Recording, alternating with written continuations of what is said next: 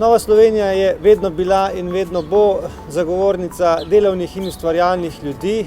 To želimo ostati tudi v prihodnosti, tako v vladi kot tudi v parlamentu. Na nek način čutimo, da je to tista tiha večina v Sloveniji, ki pa nujno potrebuje tudi odločnega zagovornika v vladi.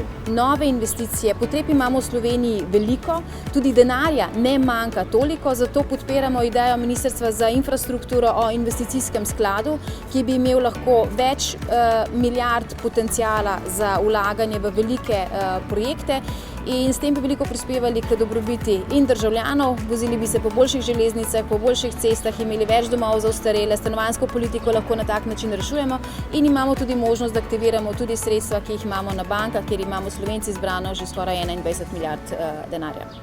Ja, jaz se moram zahvaliti Novi Sloveniji za to današnjo konferenco, da smo lahko njihovim ministrom, poslanki in poslancem predstavili naše, se pravi, zahteve ali pa naše potrebe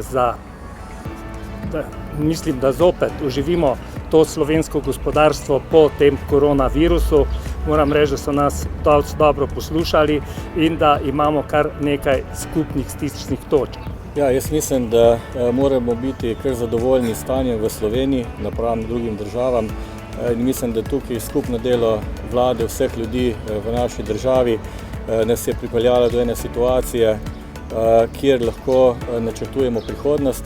Mislim pa, da je potrebno zelo skrbno načrtovati to prihodnost. Mi se bi radi v imenu Nove Slovenije slovenskemu gospodarstvu zahvalili za vse to, kar so naredili v tem korona času.